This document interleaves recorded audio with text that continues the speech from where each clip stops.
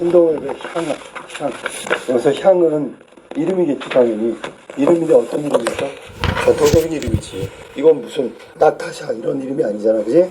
전통적인 이름인데 이 시는 사실은 문명 비판적이야. 위에서 앞에서 배웠던 성의꽃하고 비슷한 계열인데 현대 문명에 대한, 특히 현대 문명의 물질 문명에 대한 것을 비판하고 향화처럼 전통적 의미의 어떤 공동체의 삶으로 되돌아가고자 하는 어떤 소망을 담고 있는 노래다. 그러니까 현대 물질 문명 다 썩었어. 너무 비인간적이야. 인간을 소외시켜. 뭐 이런 것들 다 물리치고. 왜냐하면 그런 현대 문명이 우리의 이런 부정적 모습을 만들어냈단 말이야. 그럼 과거에는 어땠는데? 이러지 않았어. 순수했어. 공동체를 위해서 뭔가 서로의 어떤 개인적인 부분, 이런 부분을 다 뒤로 밀었지. 근데 지금은 그런 게 아니라 이기적이고, 그런 부분을 보면서 현대 물질 문명이 가져다준 부정적 결과에 대해서 해결책은 뭘까? 그러면 이 시를 보면 그냥 전통적 공동체의 삶으로 돌아가자. 순수했던 그 시절로 돌아가자. 그래서 향화를 외치고 있는 거야. 자, 본문 봐봐. 향화, 너의 고운 얼굴 조석으로 우물가에 비추이던. 자, 우물가에 비췄대. 그러면 아마 향화는 물을 들어갔을 가능성이 크고, 그 고운 얼굴이라고 했잖아. 고운 얼굴. 순수한 얼굴이야. 그래서 여기서 향화는 물질 문명에, 현대 문명에 물들지 않은 순수한 존재, 그런 대상을 명명한 거지, 이름을. 향화, 너의 고운 얼굴 조석으로, 아침 저녁으로 우물가에 비춰이던 오래지 않은 옛날. 오래지 않은 옛날 동그라미 쳐봐. 이 오래지 않은 옛날이 아까 얘기했던 순수한 공동체적 삶을 살아가던 모습인데 이게 계속 연마다 나온단 말이야. 그러면 이거는 비문학에서 말하는 이양대립 구조야. 한쪽은 순수한 거, 아름답고 깨끗한 거. 다른 쪽, 현대 문명은 더럽고 추악하고 뭐 아무튼 문제를 많이 해놓은 시대. 이렇게 하고 대립시켰단 말이야. 그러면 오래지 않은 옛날이 바로 지향하는 세계지. 지향하는 세계. 순수한 세계, 농촌 공동체를 이루고 있는 모습, 이런 게 다 오래지 않은 옛날 같은 구절이야. 가자 그랬으니까 이건 청유형이잖아. 청유형은 다른 사람한테 뭐뭐 합시다 그런 뜻이잖아. 근데 여기서는 뭐뭐 하고 싶다로 해석하는 게 맞는 거지. 왜냐하면 이렇게 가자고 해서 가는 게 아니잖아. 가고 싶다는 의미가 더 강해. 그래서 청유형이지만 소망을 강조하고 있다. 자, 그 다음에 수수럭거리는 이거는 사람들이 이렇게 여러 사람이 모여서 막 이렇게 뭐라 그래야 돼? 수선스럽게 막 떠드는, 수수럭거리는 수수밭 사이 걸찍스런 웃음들 들려 나오며 호미와 바구니를 든 환한 얼굴 그림처럼 나타나던 석양. 그게 돌아가고 싶은 그 옛날의 모습이지. 옛날에 이렇게 살았는데, 그래도 좋았는데. 그 다음, 구슬처럼 흘러가는 냇물가. 비유적 표현 나왔고, 맨발을 담그고 늘어앉아 빨래를 두드리던 동그라미 쳐봐. 전설 같은 풍속으로 돌아가자. 청유형. 그런데 소망. 위에 거랑 똑같아. 일행의 끝부분하고 단어만 달라졌지 똑같아. 전설 같은 풍속이 바로 지금은 볼 수 없는 옛날의 순박한 순수한 세계, 농촌 공동체의 모습, 뭐 이런 걸 의미하는 거란 말이지. 전설 같은 풍속. 전설이 뭔지 알잖아. 이야기는 있는데 현재 전하는데 현실은 없는 거. 옛날엔 그렇게 살았는데. 그 다음에 눈동자를 보아라. 향화. 자, 눈동자를 보아라. 향화. 이 눈동자는 현대인이지, 그치? 니들 현대인의 눈동자를 좀 봐봐라. 왜? 현대 물질 문명에서 헛된 삶을 살아가고 있어. 중요한 걸 다 잃어버리고 있어. 그 눈동자가 바로 어떻게 보면 내면이겠지, 그치? 눈동자를 보아라. 향화. 회올리는 이게 막 실타래처럼 이렇게 막 꼬여가지고 올라가는, 회올리는 네모쳐 원래 무지갯빛 허울의 눈부심. 자, 아까 이양대립이라고 했는데 오래지 않은 옛날 전설 같은 풍속하고 반대되는 현대 물질 문명의 부정적 모습이 바로 무지갯빛 허울의 눈부심이라는 뜻이야. 이게 이제 또 뒤에도 한 번 더 나올 거야. 두 번 더 나올 거야. 무지갯빛 허울의 눈부심, 부정적인 모습, 현대 문명에 넋 빼앗기지 말고, 거기 쓸데없는 일에 정신 빼앗기지 말고, 철따라 푸짐히 두레를 먹던, 이거 두레가 뭔지 알지? 뭐 농촌 공동체의 모습, 그런 거잖아. 정자나무 마을 동그라미. 이게 바로 아까 얘기했던 오래지 않은 옛날 전설 같은 풍속, 같은 의미. 돌아가자. 미끄덩한 네모쳐 기생충의 생리허식. 이것도 부정적이니까 바로 위에 나온 무지갯빛 허울의 눈부심. 겉만 아름답지 속은 그렇지 않아. 여기는 지금 기생충의 생리허식, 미끄덩하다는 얘기가 뭐예요? 우선은 기분이 어때? 기분 나쁘지, 그지? 찜찜하지, 그지? 그런 의미로 본다면 기생충의 생리허식은 무지갯빛 허울의 눈부심하고 같은 맥락으로 현대물질 문명의 부정적인 모습이다. 그 다음에 허식의 인이백인, 우리가 뭐 인이백인다는 게 뭐야? 자꾸 해가지고 거기에 아주 몸에 밴 습관, 버릇, 보통 나쁜 뜻으로 많이 쓰이지만 좋은 뜻도 있어, 알아니?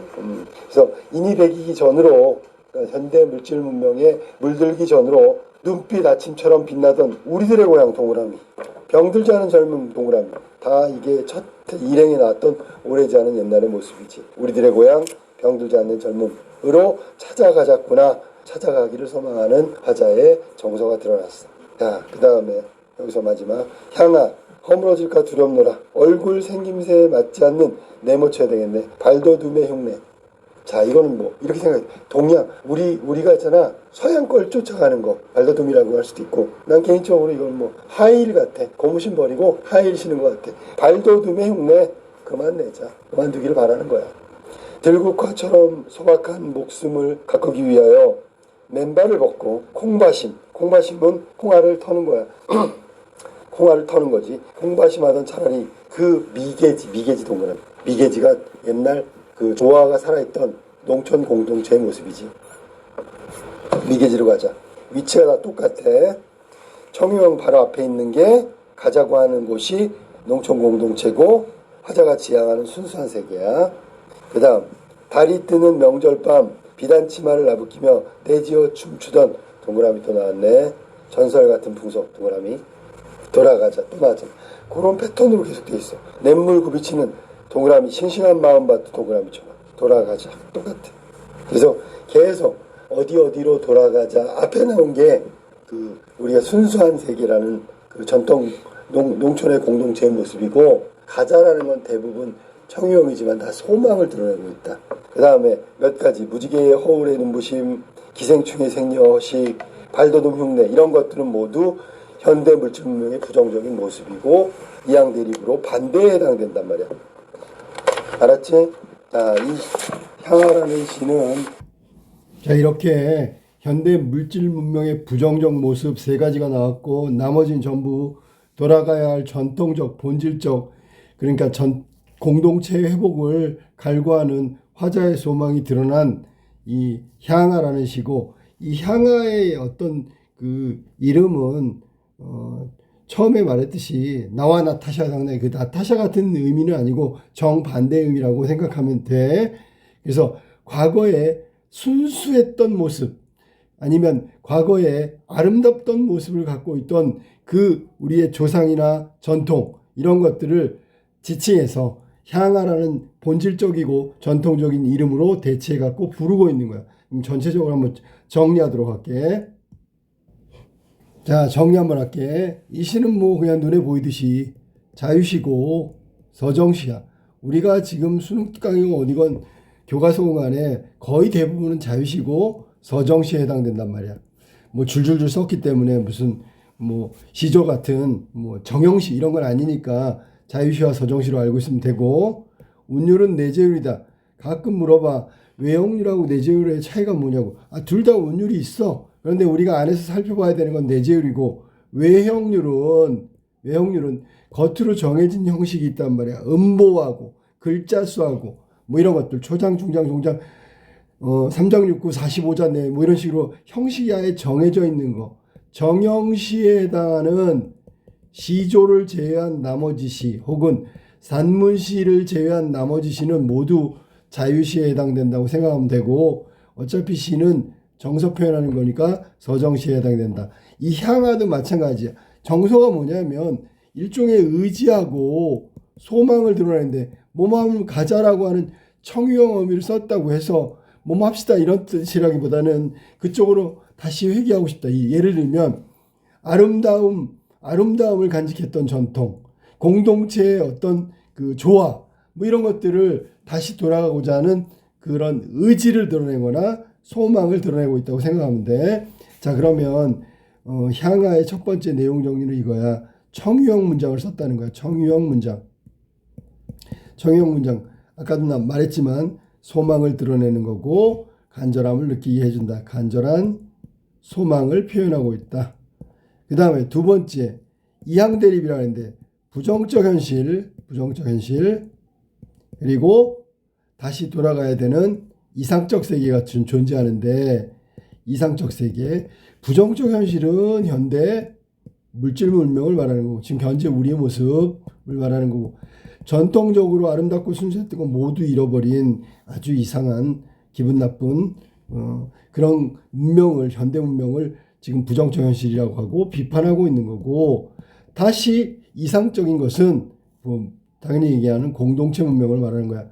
우리가 과거에 전통적으로 계속 이어져 오던 공동체 문명을 이상적 세계로 설정하고 있고 회귀 다시 돌아간다라는 회귀적인 회귀를 소망하고 있다.